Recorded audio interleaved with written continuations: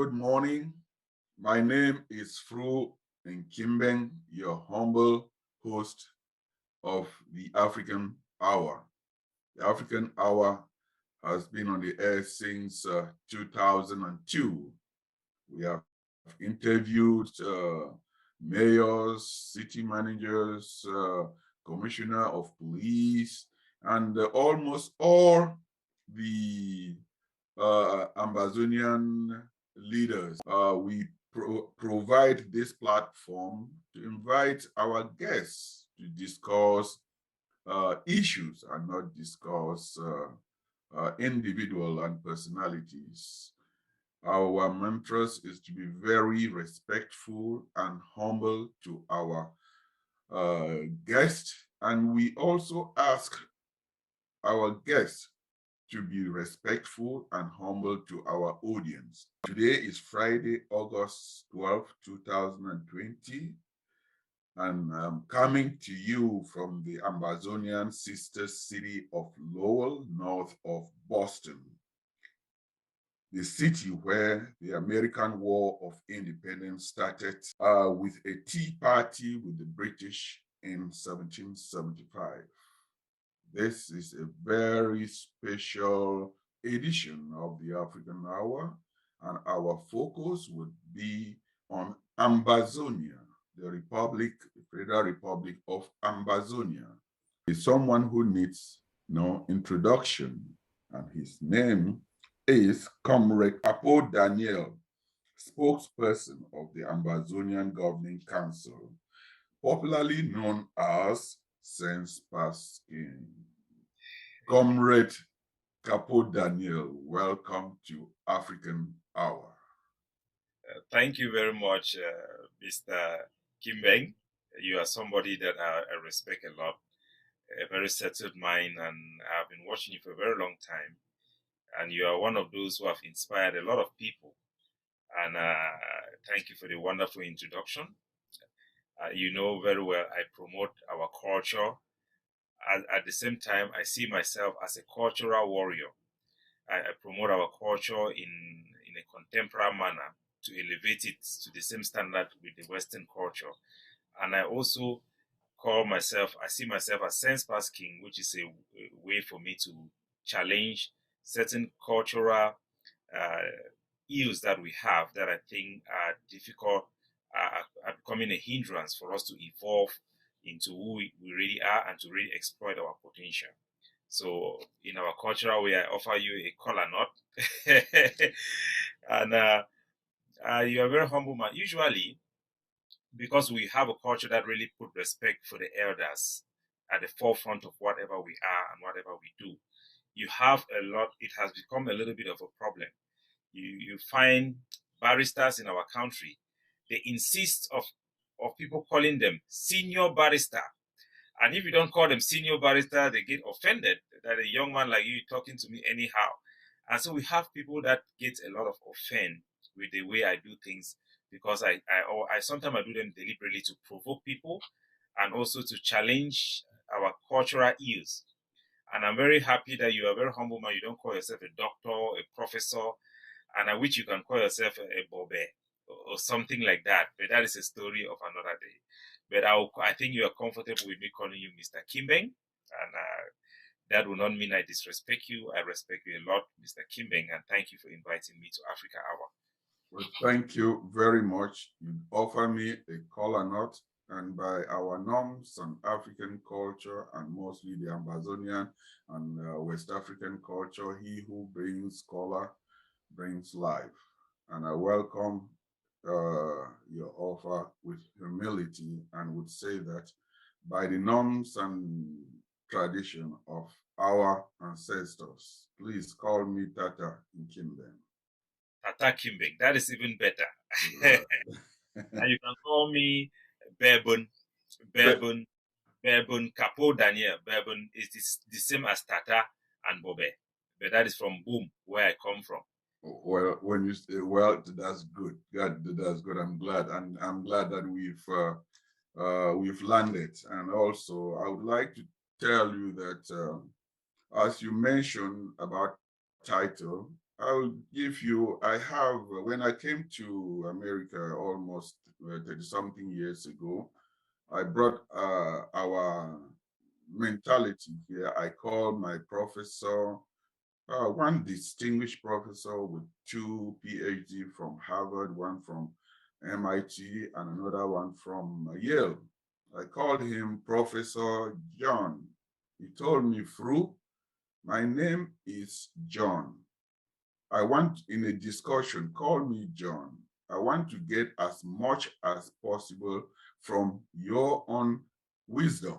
When you give me that title, you create a barrier of flow of information between us. I learned a lot. And he said that that title is my personal title. When I am talking to you, it is a man-to-man discussion, not about, I will not hide behind my title. And my title should not be a hindrance for me to listen to your own wisdom. Thank you very much. And let's get down to business. Comrade Capo, Daniel, could you tell us from your own point of view, the state of our struggle for total and unconditional liberation of Ambazonia? If I would give an assessment, I would say there could be two assessments. The assessment from the international community and the assessment from our own community as Ambazonia. From the perspective of the international community, it has almost stalled. There have been a lot of momentum since the British government took over the Security Council in their fora, and there have been a lot of interest in the United States, in America in particular, which is where we really believe they hold a key to sway the influence of the French in the international community. So it has been a little bit stalled with Emmanuel Macron's visits to the Republic of Cameroon, and he has been pushing for the idea of a transition first before any discussion, informal or formal, within the security. So it has a little bit dampened the momentum in the international fora, and it's like they are just observing. But international partners, NGOs have been very active on the field to highlight what is going on and to also push their own perceived narrative of what is going on. So that battle is going on, and we are very aware of this reality. But within our community, we of the governing council, we are pushing a kind of a reset button in the way our people perceive the liberation, and it has stalled because we really lack partners, genuine partners in terms of content in what we do. So it is tough, and you could see that play out in the last ghost lockdown that we declared. We think that the liberation previously have had a social media driven trajectory. People perceive action or social media communication as a measure to how the liberation is going forward. So they will say, why place them quiet so? Why place they need it hot? Think they need it hot for this side, things they need it hot for that side. And it was a little bit misleading because in most areas where we have liberated or areas that Cameroon have been forced to withdraw, those areas were quiet. It didn't mean that we were losing. We actually had won more ground. So in 2019, we had really, in terms of dynamic controlled a lot of our territory, more than 50%. But the perception was not there. People did not get it. And we even had pushback from our own people who seems to just want many noise to accompany the liberation movement. So we thought that was a problem. But in terms of how our people see the progress we are making is far less than what we are doing on the ground and other forces are also doing on the ground. So there is a confused state in this mindset of Ambazonia that is also being taken advantage of by the Cameroon state and the apparatus, which is very active and very organized, to push forth a confused state of mind to our people, to make them the solution, to break their momentum so that they can give up. But we think that our people have moved collectively. We have evolved, and we are better today than we were 2 years ago in terms of comprehension of what it means for what we are fighting for. What does independence really mean? What it means to be a fighter? What it means to be an activist? and what it means to be a leader. So we are grappling this concept, and I think we are on the course, we are on the right course. Thank you very much, comrades. You've well articulated that point, and I would also add that, you know, the yearn for freedom and independence has no patience. And you mentioned something about the social media warfare, and we who are privileged to be out of the battlefields of ground zero, we sit in the comfort of our air-conditioned rooms far thousands of miles away and utter statements that people on the ground at times they just shake their heads and said, "We wish you could be here to say whatever you are saying." So I really praise God Almighty for those who are in the forefront fighting for our liberation. And I would also ask that we who are in the media, we should watch what we say, not to use our platform as a weapon, as a self-destructive weapon.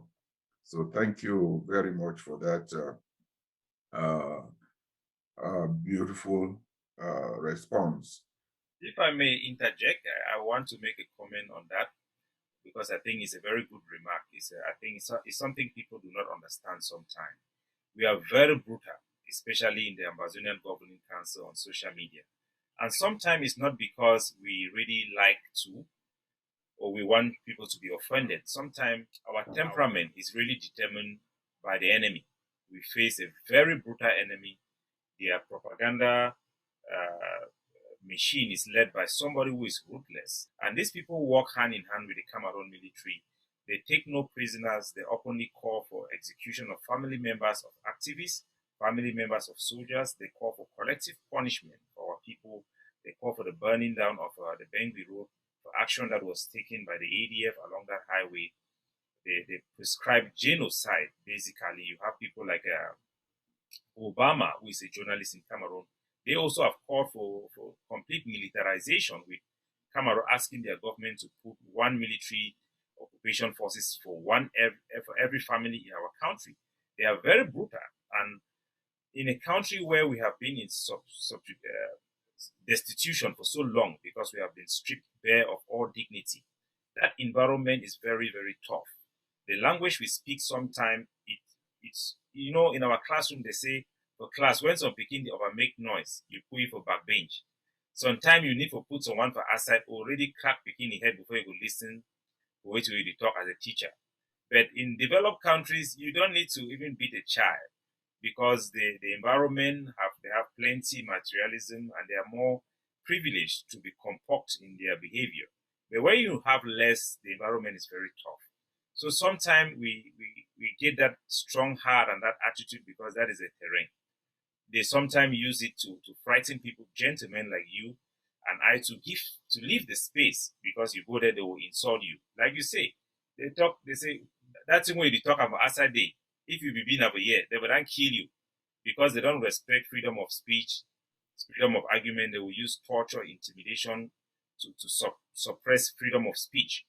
So sometimes when we want to challenge that perception that our people have so that more people can speak, we get into the mud.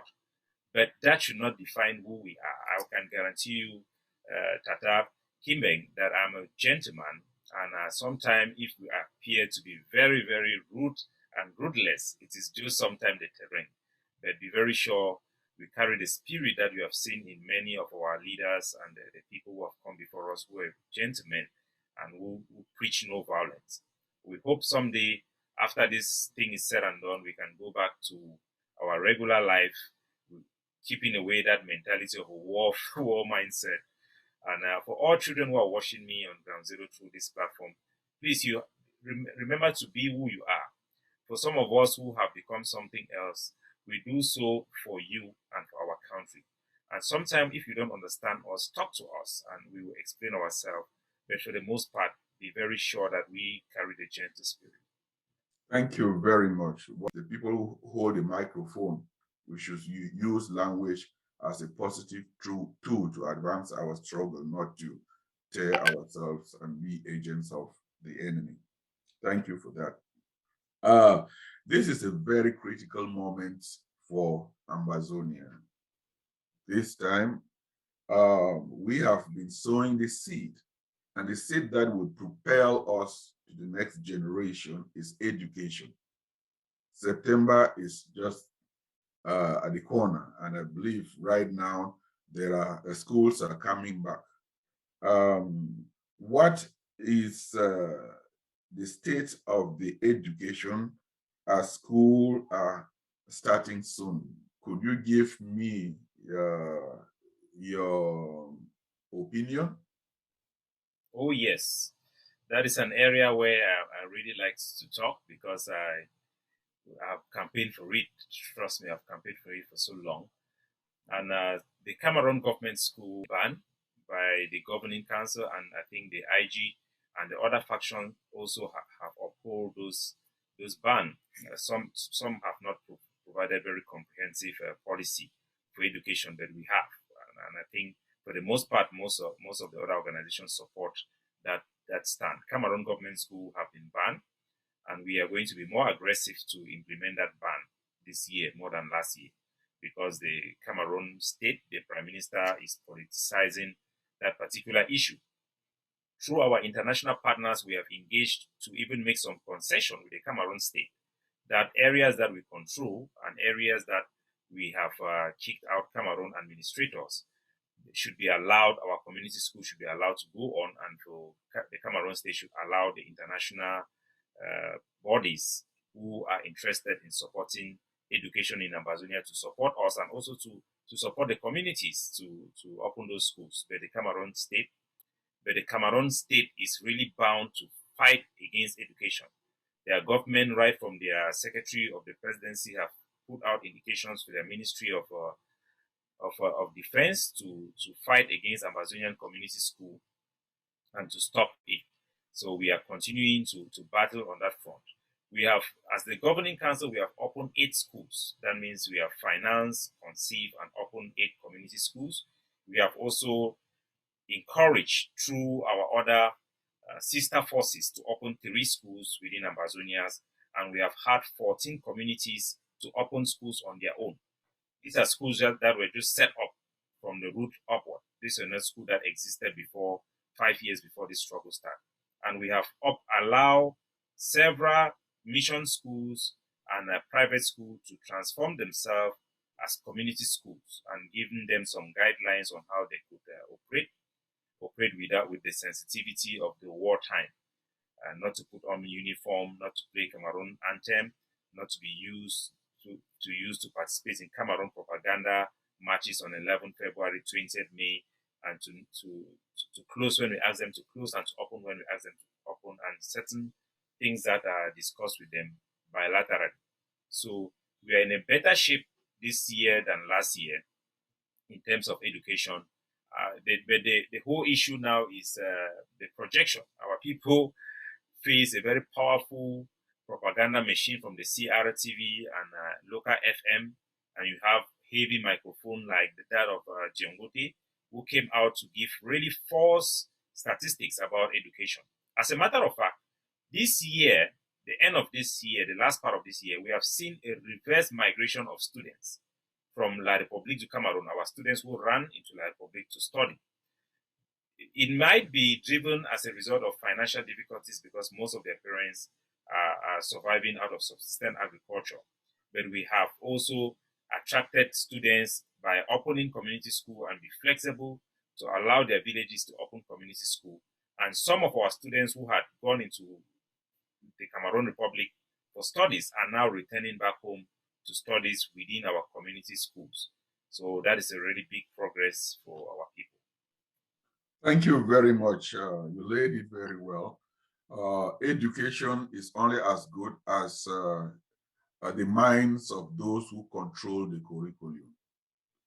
Having had the privilege of attending primary school, English primary school, and having a first school living certificate, and also attending French primary school and having a certificate d'études primaire élémentaire, I understand that our system of education is so solid, and in the way that it educates the mind to question things and not just swallow and get things from the authorities.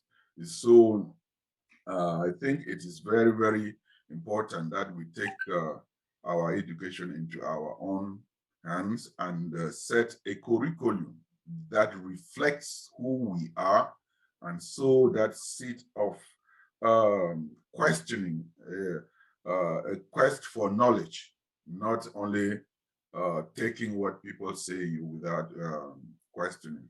La République will is fighting this war at so many levels, principally at the intellectual level, the economic level, and many others.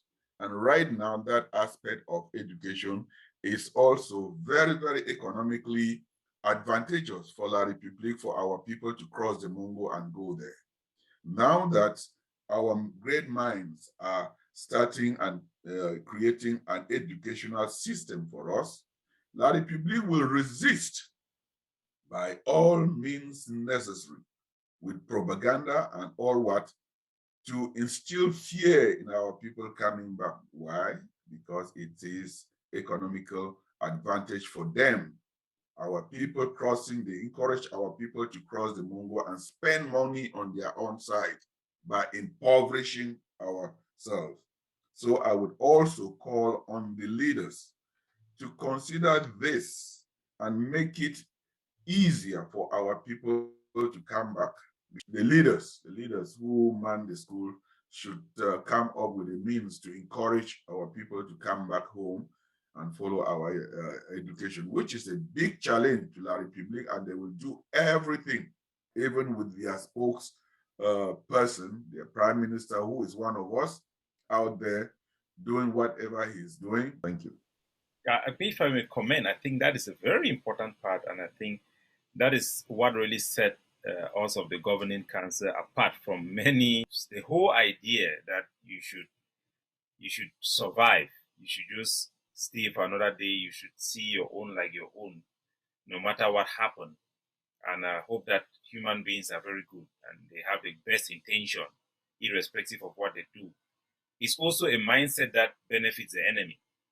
He wants us to see our own as our own, irrespective of what they're actually doing or what they have as agenda.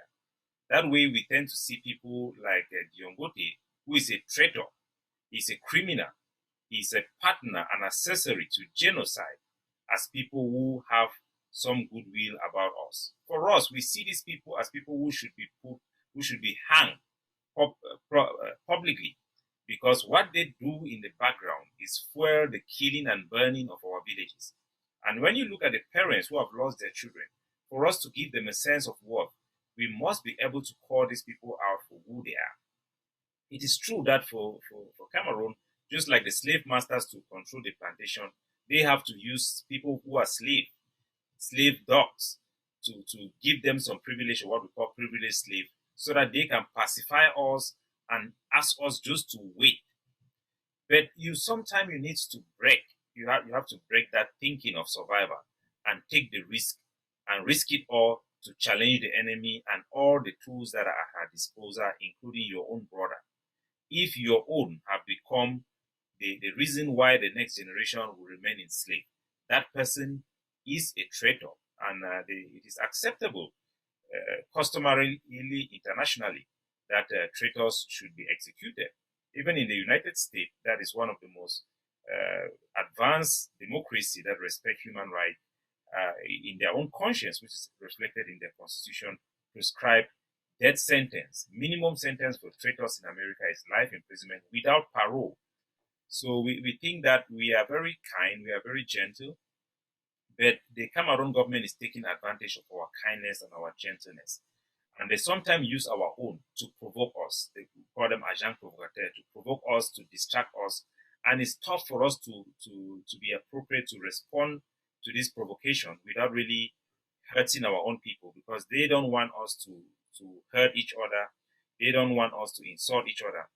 But when we face with people like this, and we know that these same people will address our people like Dangote did, and when our people look at him like a gentleman, somebody who intend good for them, they may be deceived. But when they look at these people and say, despite the gentlemanness, despite the fact that he is our own blood, he's a traditional ruler, he means no good for us and he's an imminent danger to our people. There are a lot of people who are chiefs who are in exile because they cannot even live with our own people back home because they are an obstacle. They will sell the village. Our forefathers had sold slaves for bottles of whiskey. They had sold children out for guns from the colonizer. And when you start to know that for somebody who can sell his own children for a bottle of whiskey, that person become a risk to the society. He must be, how they call it, incarcerated. I don't speak English. I speak pidgin English. You have to isolate him from the community. In America, they put you in jail. And in some cases, if they have actually committed harm, like in the one of Dangote, we know he have blood in his hands. We know he partners with the strategies, he recruits people and they bribe people to show where forces are to identify people who are oriented towards independence to kill them. So we have to tell our people that these are people who deserve to be killed. They present an imminent danger to our existence, and that is how we treat them. It somehow have to discourage other people who are susceptible because they use what they call minors. We are very aware about what the Cameroon government are doing. They look for your own countryman who is an ex-gendarme and ex-WADA, and he will call you sometime and send you small money in the village. Even a diaspora activist who means good, they will call you and tell you you don't really know what is going on here, and they will give you misleading information even against some of the fighters in your village. Paints them black, so confusion makes us disoriented that sometimes we turn back to kill our own. We have seen our own killing our own on the ground, not because they intend to kill them, but because they have been deceived by people like this. So to guard against this intelligent work, sometimes we are brutal to our own, but we mean good and we always put the common interest ahead of partisanship, ahead of our own personal ego to make sure we are doing the right thing with the privilege we've had to speak publicly and to organize ourselves as the governing council. Thank you very much. Comrade Capo, this our grammar, we talk now for people. Our audience is the people of Ambazonia. You mix grammar, you mix country talk, so long as they hear we. Okay? Right. So no be grammar stage this. We talk for people so that this talk it go with one of communicate with we people, not be grammar stage. Ambazonians. So when you talk, you mix them with pidgin, you mix them with country, you mix them with waiting, so we do them for ground. No be grammar stage this. But thing where me are equally just stop. I say, you know, you talk about the slave master. There are two slaves and the farm slave and the house slave. Thing where you don't talk, I agree. Because the Minister of Territorial Administration, where everybody know, that one, if you call and say, now a house slave. They here, I know if he confidently talks to someone where they inside fire, where they Yaoundé or where they Douala, it still work for the system. They get money, they pay you, and you go for your house. You get about 50 Ambazonians where it feed up. If we want to talk or say call these people devils or whatever, if they don't feed this with brothers, me when me are there thousands of miles away, what can I do? And I even me are just talk say for we, whatever we do in public, we should remember say when they take care for those their country people and their family member the way they don't bring them Yaoundé. No, me I tell no, this one I will cut short. This I say I don't know for we. May I finish this point? I don't know for we. Okay. When we talk all that one, when you talk to a family member, an Ambazonian or Ambazonian, I don't hear some way they just pick them for road where you don't know them, it help them. But it help them because it gets somewhere where it did it for La Republique, it gets some sugar, they come, they put on for Gary or the enter. I know because now two sides. Now women are you this, so now two sides of the discussion. We want our people may they see the other side, and also want our people may they see the evilness in the whole. To Satan become to you now in a package of an angel, and if you the approach to, you give that benefit of the doubt. Say them where they on the ground, so that they do certain things under the light because they want to live another day for take this struggle further. And when the dark shows on, many where we talk say now sell out so that they give we information. But during the day, they know the act.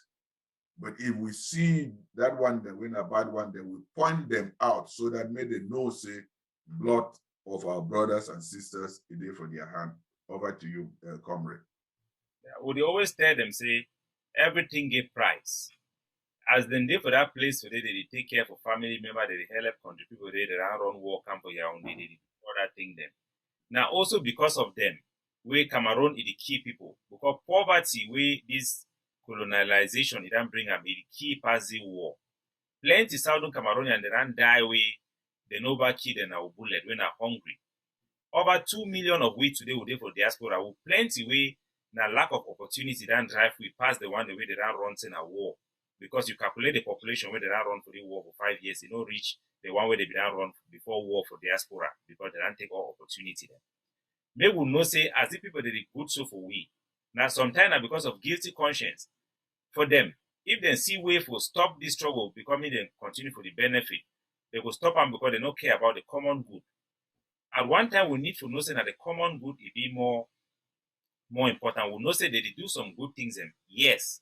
But it better me than act like our forefather, where they be come up for Enugu, for Nigeria, for Eastern Nigeria, for the common good for the Ambazonian people, because they don't be feeding table our own things that for ask money for Nigeria, their parliament, for be our interest was not addressed in the parliament in Enugu.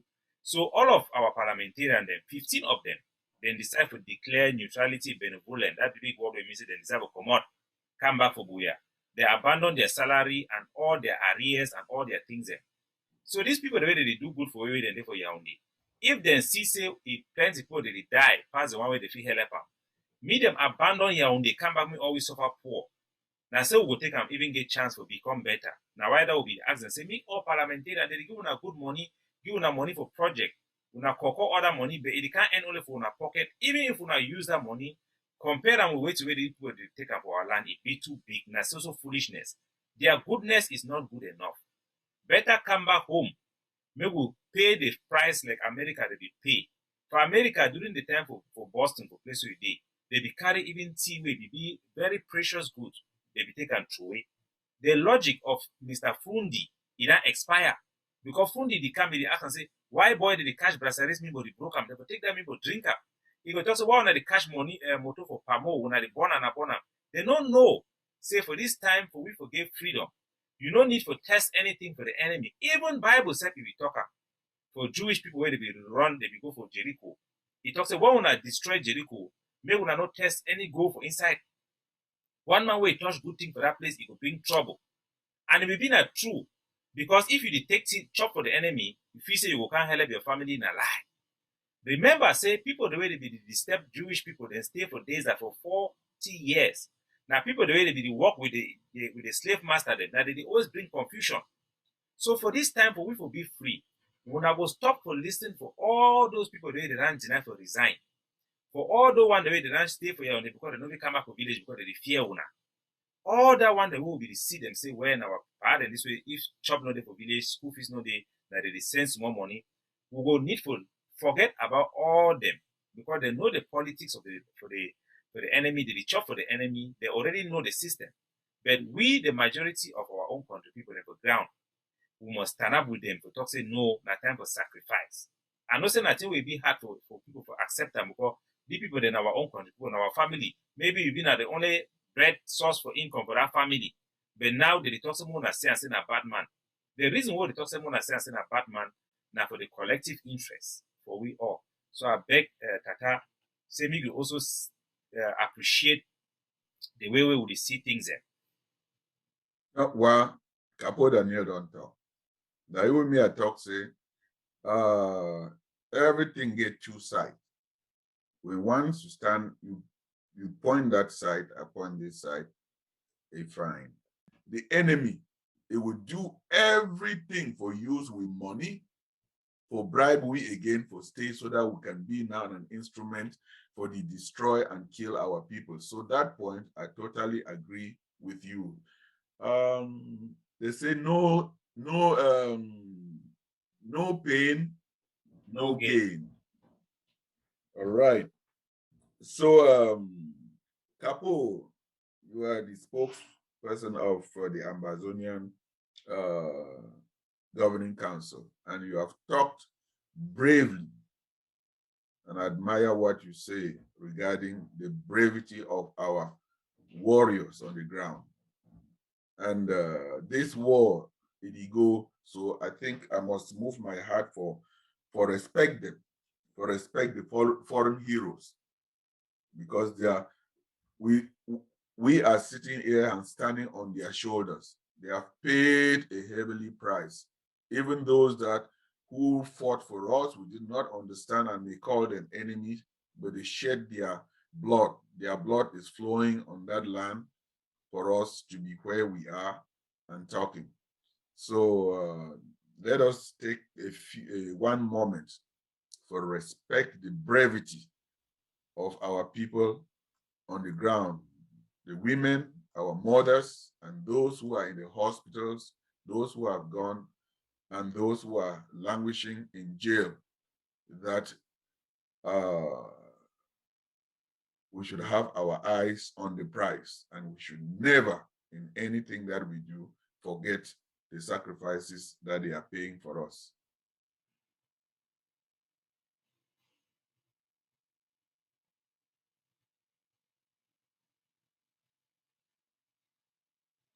Thank you. Ambazonia shall be free, and they will forever be celebrated. So, Capo, what do you have to say about our fighting force on the ground? Our women, our men, our children, our fathers, everybody who is putting their life on the line to see that we reach Boya, and we will ultimately reach Boya, no matter how difficult it is. It's one step, one block, one rooftop, one neighborhood at a time. Oh yes, our boys have risen up to show the Bulu Beti people that our own mothers can also give birth to people who can carry gun and defend their homeland. They are putting on a brave fight under very tough circumstances, and from a defense point, they have what it takes to free the homeland. But we are not there in terms of tactical approach. The War Council of the Governing Council had tried to get some trainers on the ground initially when this struggle in 2015, when they had the conception that they might need to invoke self-defense. They had people like Sheikh Kavi, Benedikwa, who went on the ground. They recruited boys, including Grandpa Fobali. He was one of those people who were there. They trained them in the forest for over 9 months in the forest to prepare the leadership that can then go back into their various community and recruit other boys and train them so that they could defend their homeland. But as it has turned out to be, the political education they give them was not good enough because they did not take into consideration other factors that had played out. But right now, since then, you have many groups that have come up that are formidable in their own mindset, that have also developed their own political identity and ideology, and we are very diverse now. So we have a challenge for collaboration. How do all these various groups collaborate with each other so that it can help them share intelligence, share material, even protect each other? As the ADF, we do have that network within our structure, but we are not the only ones on the field. You have other groups that are also on the field that are very strong. And sometimes lack of collaboration is a challenge. Our forces are forces that our formation usually migrates. They move from one area to other areas. We are able to gather them and be effective in carry out certain operations or to project certain force for our international partners and our communities for the sake of recognition and stuff like that. But when you don't have collaboration and good communication, it becomes a problem. A force can arrest another one simply because they don't understand you or they perceive you to be a threat. So that is a big challenge. And not to keep that, but I think for the most part, right now, our priority is to upgrade the tactics on the ground, the military tactics.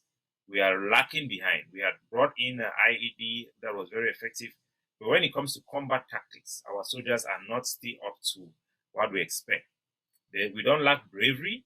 We have more soldiers than we have guns. We have more people who are opting to join the self-defense, and we will get there. We are in good shape in terms of defense. We have our peoples, our donors are still very motivated, and we hope more people will join and support self-defense in terms of financial support and also to contribute themselves. The biggest breakthroughs we have had is our capability of recruiting diaspora who have military experience to inspire them and help them to go back home and to train our forces so that they could have that military know-how to be able to carry out tactical operations. So we will continue to do that. We have not reached there where we can have diaspora units to train out of the country and then deploy or to gather their expertise and gather in our area, in one area, and be able to participate. We are still working towards those areas. But right now, we are still in good shape because for the most part, this is a resistance. It's not like a contemporary war where you have one standing army fighting with another one. It is a collective struggle that involves both the civilians and the Ambazonian forces. And our formation is still that of guerrilla tactics. We incorporate it with a little bit of what you see in Somaliland, which is a self-governance approach to empower our people as well. But we will never lose track of the reality that we are under occupation, and Cameroon have overwhelming power. They have the capability of slicing through our territory like cheesecake and reach wherever they want. But they lack the ability to stay there as long as they would want to, or the ability to be in every place at the same time. We know their weaknesses. We have studied other movements and other people who have fought to decolonize their territory and have independence, and we are definitely on the right place right now. Thank you very much. You mentioned one point which I picked from your discussion, and I could sense the frustration is that communication and that unity amongst our different factions.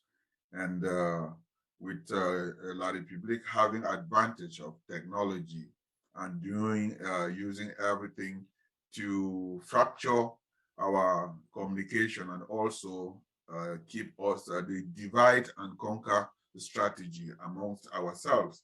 So I think it would be very, very good that our leaders, mostly our wing on the ground, should come up with very important communication strategies so that they are each other's keeper and they communicate and know that we have one enemy and that our main focus, should not be turning the guns on ourselves, but let the gun point out at the enemy, because the enemy's strategy is to make us fight their war for themselves by turning us against ourselves. I think if we can really overcome that and based on educating our people that united we stand and that divided we fall, and it can only delay our march on Chuboya if we are divided. So I really call and pray that those who are on the ground and those who are in the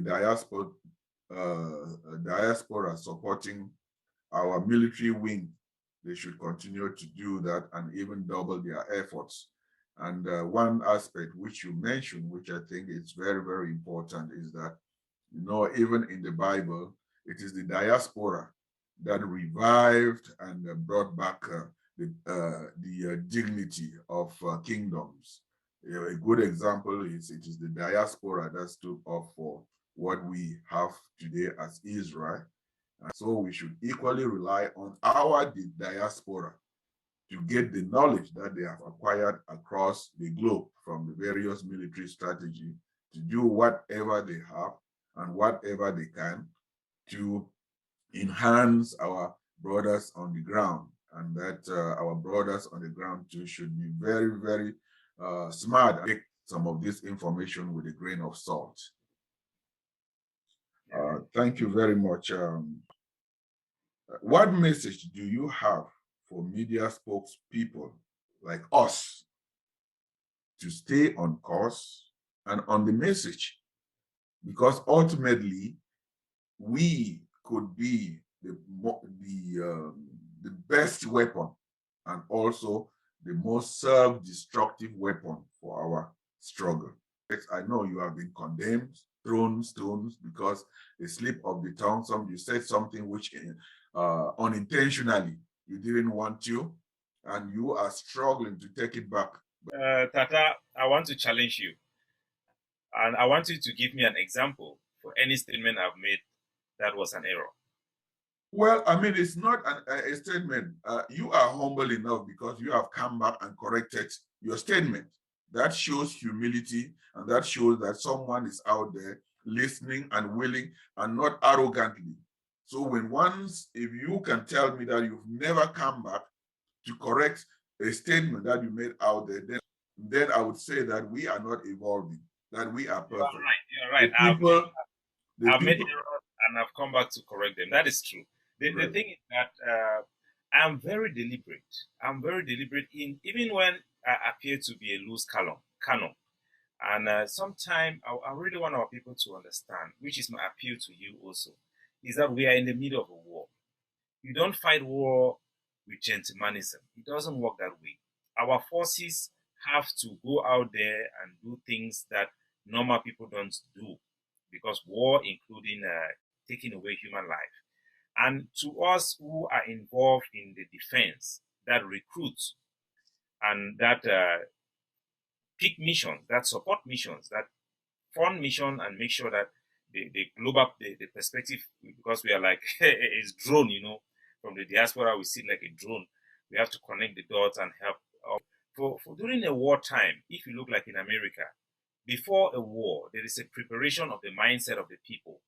There is a deliberate weaponization of information and news to demonize the enemy in order to prepare the morale of your troops.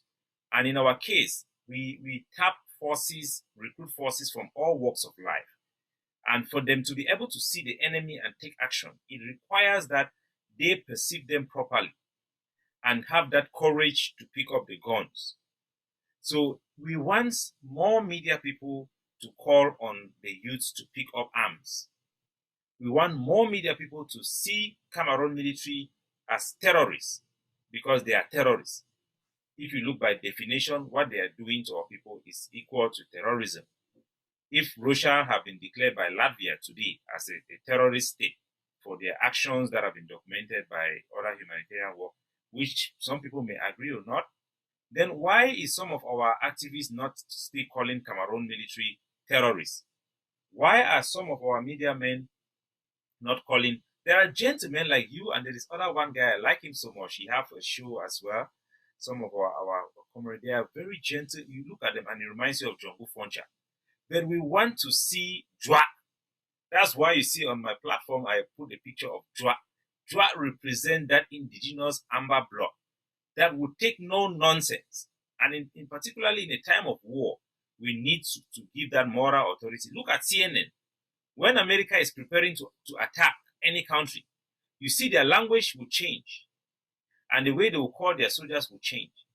Our soldiers, they lack the network that the ADF enjoys, because ADF have a big voices like Capo Daniel, Lucas Asu, Benedicto, all these people who are on their head to make sure they hold that ideology strong.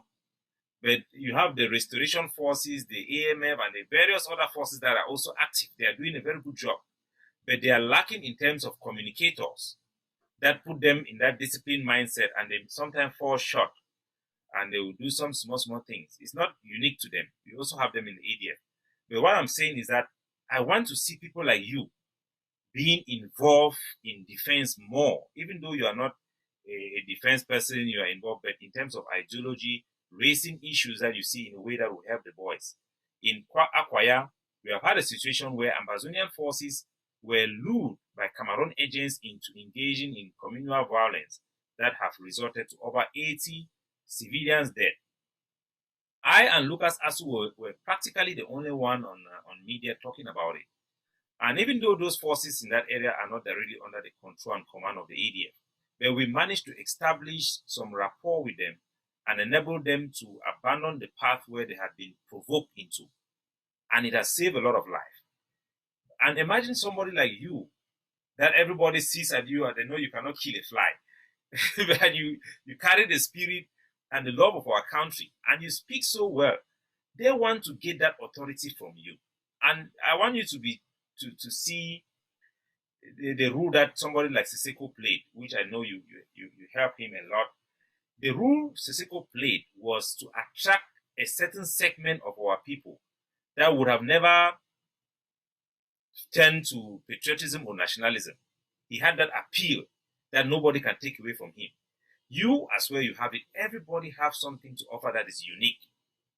And don't fail to use it, my brother, because there are a group of people who are donors, who are so lukewarm that I believe when they hear people like you talking about self-defense, always make it a point at the end of your show to tell them, support self-defense, support any group that you want. It will be better. Because now, La République du Cameroon, their agents are supporting self-defense for their personal safety more than Ambazonians in the diaspora. Ministers who want to go home and bury their dead, they call the Ambazonian fighters, the money they give them to allow them to sneak back home is better than money that some people in the diaspora are doing. So if enablers are paying for defense, please use your platform to raise money for self-defense directly. I love your passion. You make, I listen to you maybe more than the way you may think. But I pay close attention to you, and I believe there are a lot of people who do. And please channel that message to them to support self-defense actively, not passively. Comrade Capo, you said it, but I would tell you this. I asked that question so as for you to educate our audience. That you make certain statement because you have to, in your position, you have collective information. And you are making those statements so as to inform and educate the people about the strategy that we can win the war. And that they should not, even if they don't understand, you as holding that microphone is like holding an AK-47. You have to sensitize and also educate our people on the ground. We have our unique styles. If I turn to do what you are doing, I would not be effective. I would encourage and not discourage you to continue doing what you are doing. But I would not criticize you. But my question, my problem about us, mostly in the diaspora, about this struggle, is instead of focusing and doing what you are doing perfectly, we take our eyes off the prize and be criticizing someone who's doing what they are doing. Then you get our people confused. If we can compliment each other and praise them for what they do, what they are good at doing, I would not encourage you to do my job because you would not be well wearing my hat. Yeah.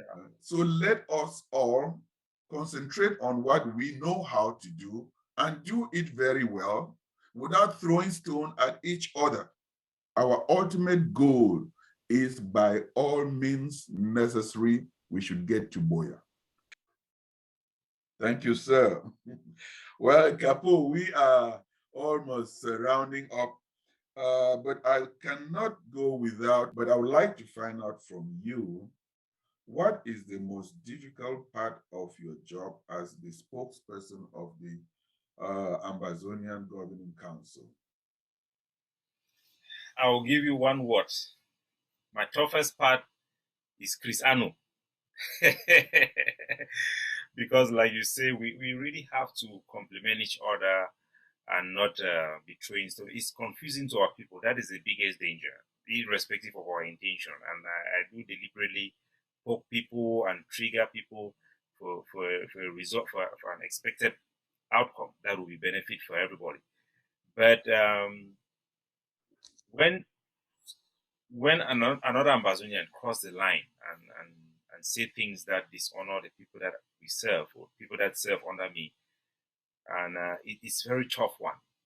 Chris Arnold just lost the younger brother, Oliver Lekier, Fee Masha, and it was tough for all of us, even those of us who disagree with him. Remember, Oliver Lekier was a wanted man by the ADF for killing some individuals that were working for our transitional authority. He was having a lot of problem with everybody. But when he fell down by the hands of the enemy, it broke our heart to see him go. He meant a lot to a lot of people, even though you may disagree with him. And we have that compassion. But the next day, you find Chris Ano come back and our soldiers who died in Batibo, he calls them, these are dogs. These are people who are La Republic. You know, the greatest insult you can insult somebody this our day is that to say that person is La Republic. Because we know La Republic are criminals, they are terrorists, they are people who are not sensitive. So when he does that, and I'm responsible for part of Dr. Cho's team to talk to the family and to bury our dead. And most of those people, I know them personally. This particular group, there is none that I recruited there, but these are people I know them. General Kapo was there. A lot of people who are top players in our struggle were there. If those people had died, if La Republic could have killed everybody who was there, trust me, this struggle could have been almost over. And somebody comes out and dishonor them. Then addressing him or our people becomes the most difficult thing for me, because the last thing I want to do is to dishonor the death of Fee Masha, Oliver Lekier, or I want to be throwing stone at each other. But in that situation, I think my answer to you is put yourself in my shoe. That is my most difficult part. I have sleepless nights, no doubt, in terms of helping to fight La Republic. It's actually easy. There are important things that we have to fight. Like now you have Diongote, he came out with a press conference. The whole diplomatic corps in Yaoundé is on that thing that he said. All the international observers are picking up on what he has thrown out there, even though they are lies. But now it is our job to defend our integrity of the liberation, to prove to the world that this man is no good, he's lying, because they will not do it for us. Even they know he's lying, but it is up to us how we react. So instead of us reacting adequately, having meeting about it, examining what he says, what we are doing, and then giving appropriate defense, now I instead have to turn and be talking to Chris Ano.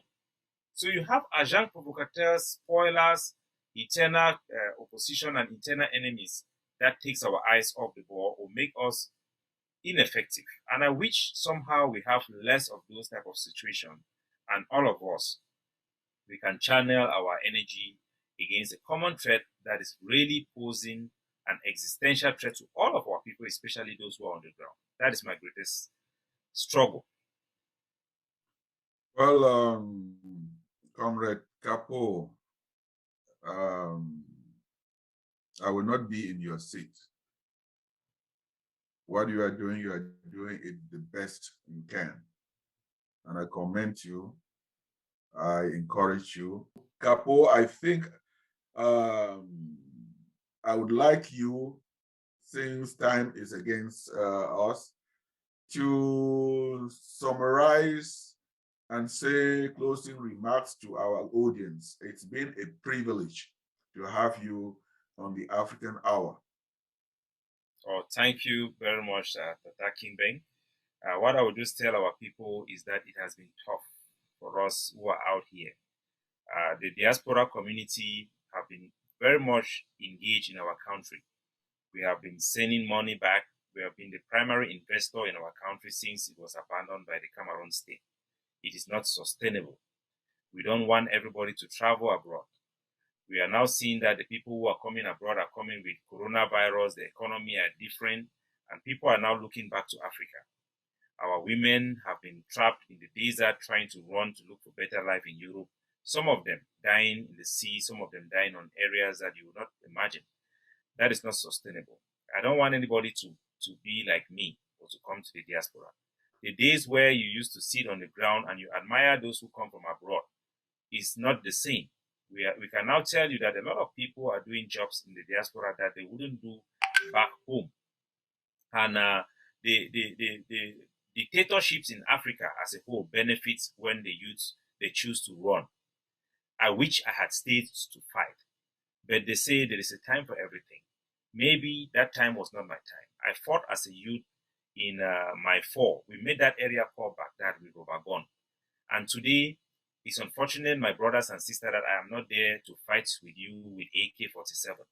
I'm sure if I was down there by now, I could have also carried that gun and do what it takes. We respect you who have had the privilege to be able to put yourself between the bullets so that our people can have a chance to build a country of their own.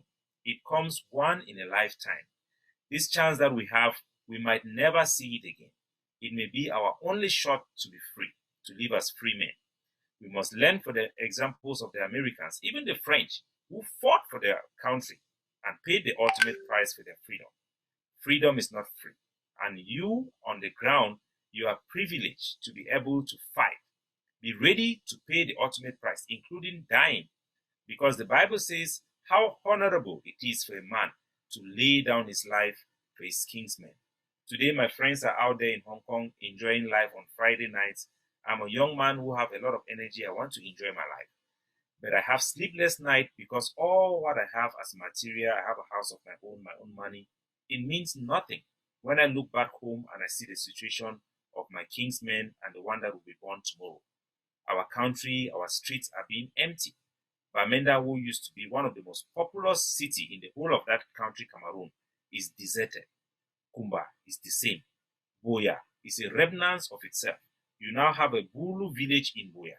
La République du Cameroon, they are taking land in Victoria. At the end of the day, if we don't win this war, we will be like the Rohingya Muslims in Myanmar, who don't have any land of its own. If our foreparents have taught us that there is international law, they could rely on international law for survival. I'm here today to tell you that nobody cares about you. Our destiny is in our own hands. If we don't fight La République du Cameroon, we will remain slaves forever. It is a tough thing to do, but it is something we must be ready to die for it, and we must do it so that we can give to the next generation what we don't have for ourselves today. Thank you very much. Well, on that note, Capo, we must fight from the Bamenda Highlands all the way to Mount Fako. We must fight from all four corners of that land. We must fight till we get to Boya. And we have to use all means necessary. All means necessary. As you said, our freedom is in our hands. It is a do or die. Give me liberty or death. Live free or die. It is our mantra, and we must prevail. Forward ever. Ambazonian freedom and independence is in our hands, and we are marching on. So, Capo Daniel, once again, African Hour is a fair and balanced discussion channel. We discuss ideas, we don't discuss individuals. And we allow our audience to be the judge. And this discussion, for it to be meaningful, I call on my audience that when you watch it, please put your comments on the YouTube right there, because that's where you educate me and I learn from you to make this show better. Join the discussion to get us to Ambazonia sooner than later. On that note, my brother and sister, we thank God Almighty, and I wish you safe across the ocean on the other end. Until we see again, so long. Thank you very much. My Thank name you. is Fru Nkimbeng.